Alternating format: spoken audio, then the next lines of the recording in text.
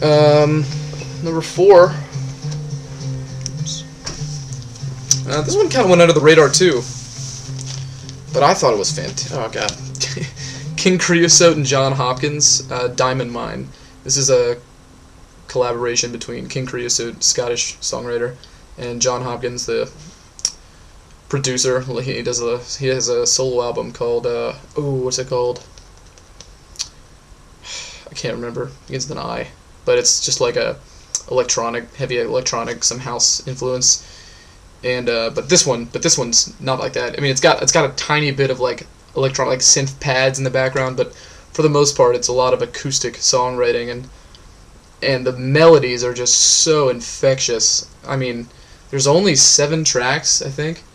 Yeah, but it's very acoustic, very low key, very gentle. But but King Creosote's voice and his melodies are just gorgeous, and it's so infectious. And I've come back to this time and time again, and I'm always just so into it. And it just, you know, I mean, I don't know, just some of the best melodies written this year, in my opinion. So this is fantastic. This is great. Okay, number 3. Ooh, hold on. Let me flip this over.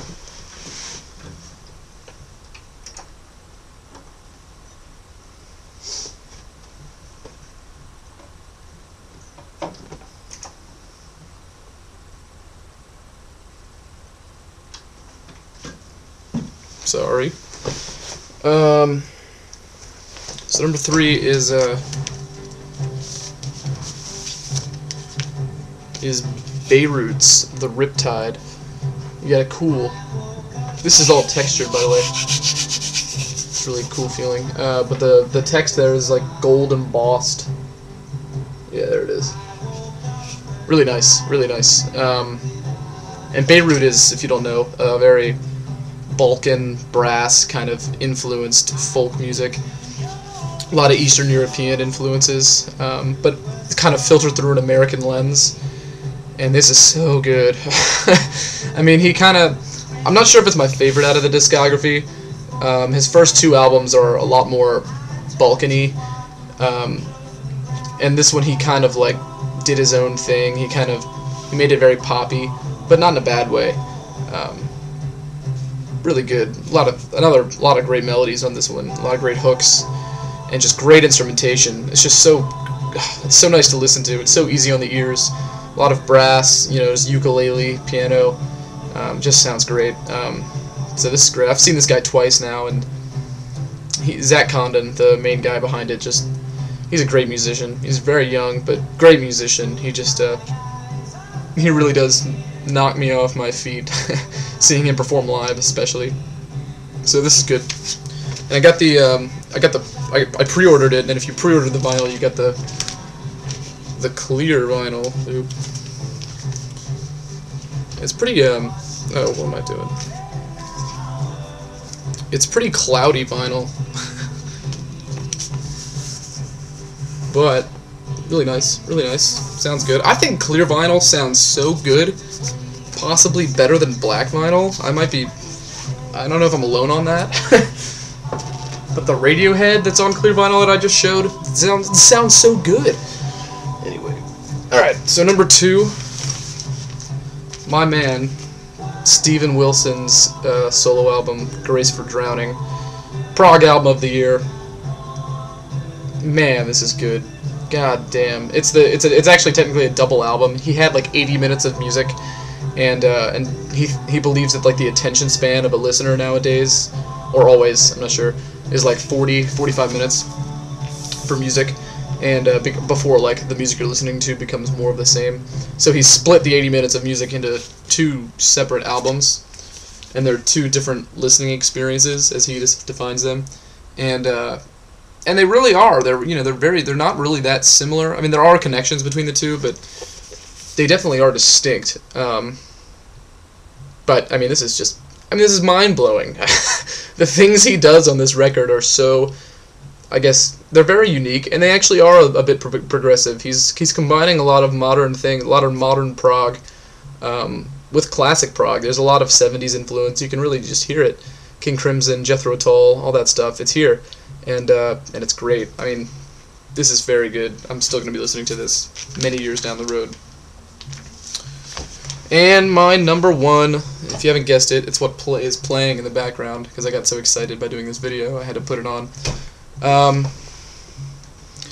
It's been showing up on a lot of the year-end lists, but it just continues to just make me feel differently. The music makes me feel just differently than anything else I've heard this year, in a good way, for the best way possible. I mean, all these emotions run through me, up and down, you know. I really love the lyricism, the message, the instrumentation, the harmonies, everything that they're doing, songwriting.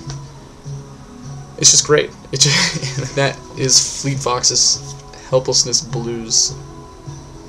They nailed it, man. They sidestepped that whole second album syndrome with ease. You know, everybody was like, including me, like, there's no way they're gonna follow up their debut better, or with a better album, and they did it. I mean, this is better than the first one, in my opinion. I mean, the songwriting is so good, and you know, the harmonies they don't take over the whole album, which they kind of did in the other one, I think. Yeah, there's some new instrumentation.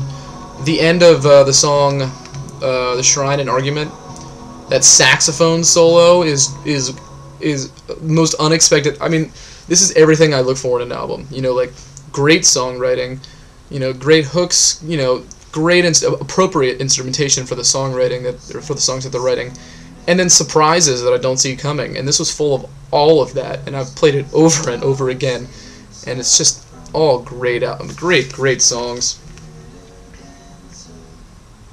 I saw him live. I saw him at Merriweather Post Pavilion in Columbia, and I was in the front row. I was in the front middle. I was the first one in the venue.